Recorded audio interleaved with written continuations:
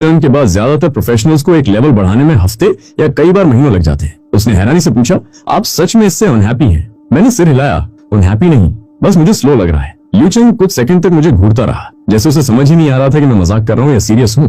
फिर उसने कहा, डायरेक्टर जांग ने मुझे यहाँ वेट करने को कहा था। जांग सिटी का नया पिलर आ चुका है, वो एक लेवल 400 पावर हाउस है। उसका नाम चिन जेनू था और वो इस वक्त मेरे घर पर मेरा इंतजार कर रहा था। ये सुनकर मैं थोड़ा शॉक हो गया। तिएनलोंग ने इतनी जल्दी इतना पावरफुल एक्सपर्ट भेज दिया था। मैंने एक सेकंड भी वेस्ट नहीं किया और कहा कि मुझे तुरंत घर ले चलो। कार पहले से रेडी खड़ी थी। जब मैं विला पहुंचा तो अंकल जैंग बाहर वेट कर रहे थे। उन्होंने बताया कि सीनियर चिन लिविंग रूम में है। मैं अंदर गया और देखा कि डार्क सैंड रॉ पहने एक बुजुर्ग आराम से टी पी रहे थे। उनकी प्रेजेंस इतनी स्टेबल थी कि ऐसा लग रहा था जैसे कोई पहाड़ सामने बैठा हो।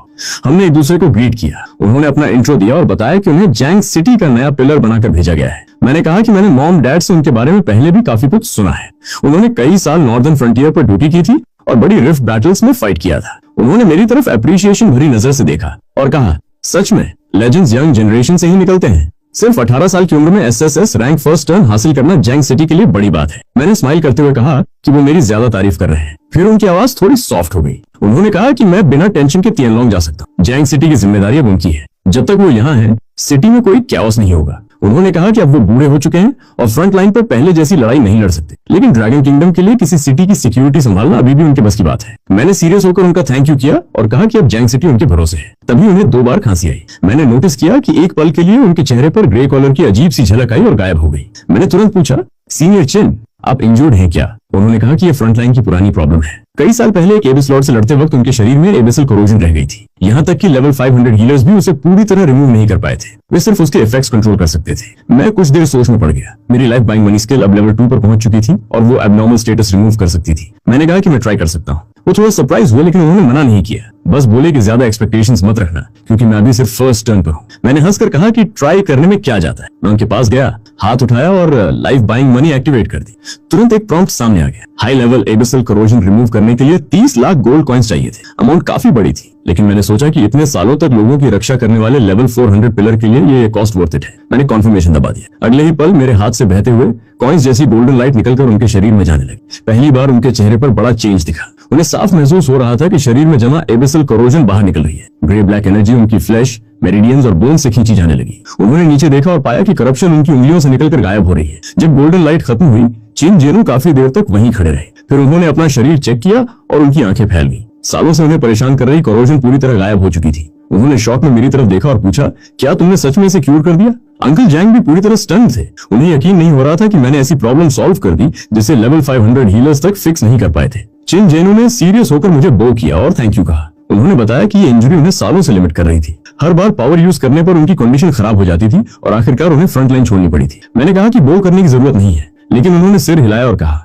तुमने सिर्फ मेरी इंजरी फिक्स नहीं की, तुमने मेरी लाइफ का आखिरी रिग्रेट भी खत्म कर दिया। फिर वो मुस्कुराए और बोले कि वो सोच रहे थे मुझे क्या गिफ्ट दें, लेकिन अब उन्हें जवाब मिल गया है। उन्होंने एक पुराना डार्क गोल्ड मेडल निकाला जिस पर ड्रैगन किंगडम का एम्ब्लम बना हुआ था। उन्होंने बताया कि ये नॉर्दर्न रिफ्ट कैंपेन के बाद मिला उनका हाईएस्ट ऑनर मेडल था, लेकिन असली वैल्यू कुछ और थी। उस मेडल के अंदर one time defensive skill seal थी जो लेवल 500 पावर हाउस के अटैक को भी ब्लॉक कर सकती थी। मैंने तुरंत मना करने की कोशिश की क्योंकि ये बहुत वैल्यूएबल आइटम थी और उनका लाइफ सेविंग ट्रम्प कार्ड भी, लेकिन उन्होंने मेरी बात नहीं मानी और मेडल मेरे हाथ में रख दिया। उन्होंने कहा कि अब वो जैंग सिटी की सिक्योरिटी संभालेंगे, इसलिए उन्हें इसकी जरूरत नहीं है। मैं तिएनलोंग जा रहा हूँ और वहां मुझे ज्यादा डेंजरस सिचुएशंस फेस करनी पड़ेंगी, इसलिए ये मेरे पास ज्यादा यूजफुल रहेगा। उन्होंने कहा कि इसे एक एल्डर की गिफ्ट और एक पुराने सोल्जर की एक्सपेक्टेशन समझकर एक्सेप्ट कर लूं। मैं कुछ सेकंड चुप रहा, फिर मेडल रख लिया और रिस्पेक्ट के साथ झुक गया। मैंने थैंक यू कहा और बताया कि मैं इस गिफ्ट को हमेशा याद रखूंगा। वो मुस्कुराए और बोले कि थैंक यू तो उन्हें कहना चाहिए। इसके बाद चिन जेनू ज्यादा देर नहीं रुके। कोरोजन हटने के बाद वो पहले से काफी ज्यादा एनर्जेटिक लग रहे थे, जैसे अचानक कई दशक यंगर हो गए हों। वो विला से बाहर निकले और स्ट्रॉन्ग स्टेप्स के साथ रात में गायब हो गए। अंकल जैंग मेरे बगल में खड़े थे। उन्होंने धीरे से कहा, सीनियर चिन जैसे लोग सच में रिस्पेक्ट डिजर्व करते हैं। मैंने एग्री करते हुए सिर हिलाया। अब चिन जेनू जैंग सिटी की सिक्योरिटी संभालेंगे और uncle Jang Fongfong chamber of commerce manage करेंगे।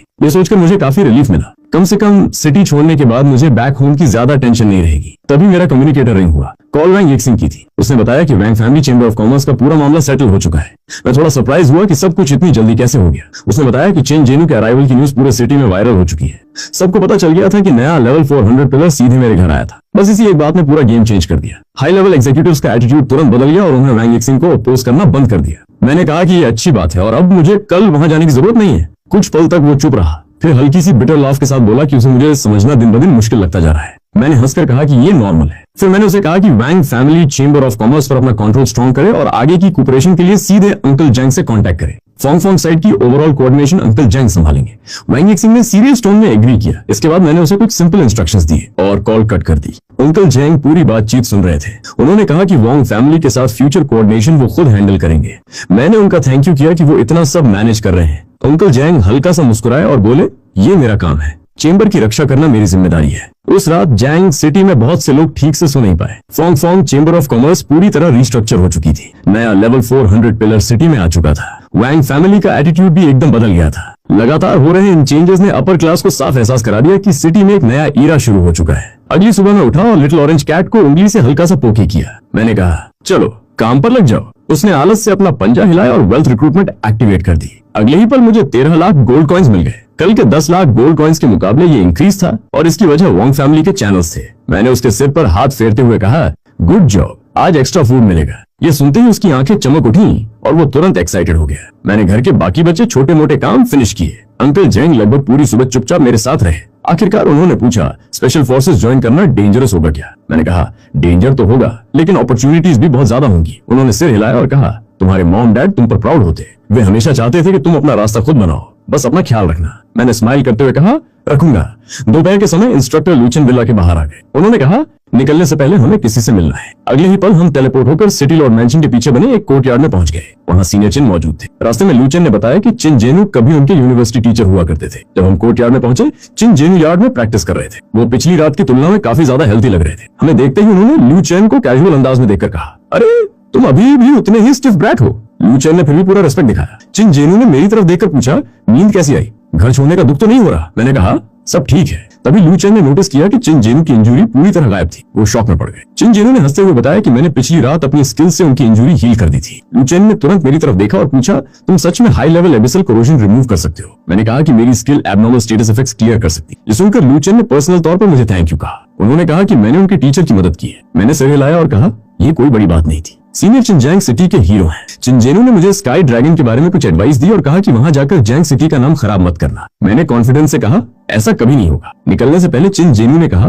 मैं उस दिन का इंतजार करूंगा जब तुम एक सुपर पावर हाउस बनोगे। हमने उन्हें गुड बाय कहा और फिर इंस्ट्रक्टर लिू चेन मुझे लेकर सीधे आसमान में उड़ गए। उसी पर मेरे कानों में हवा की तेज आवाज गूंजने लगी। पैरों के नीचे कुछ भी नहीं था और जैंग सिटी तेजी से छोटी होती जा रही थी। City lord mansion, profession centre, Fong chamber of commerce headquarters और मेरा फैमिली विला, जिन जगहों के साथ मैं बड़ा हुआ था वे कुछ ही सेकंड में धुंधले धब्बों में बदल गए। लिू चेन ने हमारे चारों तरफ कोई स्पेशल बैरियर बना रखी थी, इसलिए न तेज हवा महसूस हो रही थी और न ही गिरने जैसा एहसास।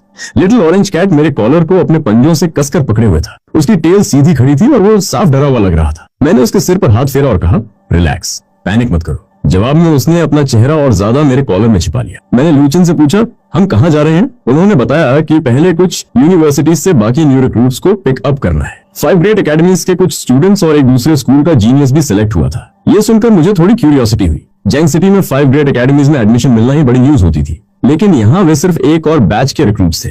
लूचन ने कहा, जैंग सिटी से आने की वजह से इंफीरियर फील मत करना। टिनलोंग सिर्फ स्ट्रेंथ, पोटेंशियल, कॉम्बैट अचीवमेंट्स और वैल्यू देखता है, बैकग्राउंड नहीं। मैंने हंसकर कहा, मैं इंफीरियर फील नहीं कर रहा, बस क्यूरियस हूँ कि बाकी लोग कितने स्ट्रांग हैं। लूचन ने कहा, जल्द ही खुद देख लोगे। उन्होंने बताया कि सभी रिक्रूट्स को पिकअप करने के बाद हम तियानलोंग ट्रेनिंग कैंप जाएंगे। हर सिलेक्टेड प्रोफेशनल को पहले इनिशियल ट्रेनिंग वहीं से गुजरनी पड़ती है। उन्होंने मुझे वार्निंग दी कि कैंप में बिल्कुल होल्ड बैक मत करना। रिसोर्सेज के लिए फाइट करनी होगी। जितना अच्छा परफॉर्म करोगे उतना ज्यादा सपोर्ट मिलेगा। मैंने कहा कि मैं समझ गया। तभी हम एक स्पेशल रिपल के अंदर से गुजरे और अगले ही पल एक बहुत बड़े सिटी के ऊपर दिखाई दिए। वहां का प्रोफेशन सेंटर जैंग सिटी से कई गुना बड़ा था। सिटी वॉल्स के बाहर ही कई हाई लेवल डंजन एंट्रेंसेस साफ नजर आ रहे थे। हम एक टॉल बिल्डिंग की रूफ पर लैंड हुए। वहां करीब 20 साल का एक लंबा और मजबूत लड़का पहले से वेट कर रहा था। उसने ब्लैक रेड कॉम्बैट सूट पहन रखा था और उसकी पीठ पर एक बड़ी नाइफ टंगी हुई थी। उसका नाम शेन जिंगलाई था और वो टियान्स एकेडमी का सेकंड ईयर स्टूडेंट था। उसकी बॉडी लैंग्वेज से ही कॉन्फिडेंस और एरोगेंस दोनों साफ दिख रहे थे। उसने मुझे नोटिस किया और पूछा, तुम भी इस बैच में ट्रेनिंग कैंप ज्वाइन कर रहे हो? मैंने कहा, हाँ। उसने पूछा कि मैं किस एकेडमी से हूँ। जब मैंने बताया कि मैं अभी यूनिवर्सिटी में दाखिल भी नहीं हुआ हूँ और सिर्फ जैंग सिटी का हाई स्कूल सीनियर हूँ, तो वो पूरी तरह शॉक हो गया। उसने दोबारा कॉन्फर्म किया, सीरियसली हाई स्कूल सीनियर? और टियानलोंग ने डायरेक्ट सेलेक्ट कर लिया। उसने तो लू चेन से ये तक पूछ लिया कि कहीं मैं कनेक्शन हायर तो नहीं हूँ। लू चेन का चेहरा तुरंत ठंडा हो गया। उन्होंने कहा, टियानलोंग में ऐसी चीजें नहीं चलती। ये सुनकर शेन जिंगलाई और क्यूरियस हो गया। वो मेरी टैलेंट और प्रोफेशन के बारे में पूछने लगा, लेकिन लू चेन ने साफ मना कर दिया। और कहा कि दूसरों की प्रोफेशन में नाक घुसाना बैड मैनर्स है। इसके बाद हमने उसे पिकअप किया और आगे बढ़ गए। पूरे रास्ते शनजिंगलाई लगातार बातें करता रहा। वो अपने ऊपर काफी कॉन्फिडेंस रखता था। उसने बताया कि 100 एकेडमी वॉर में उसने 5 ग्रेड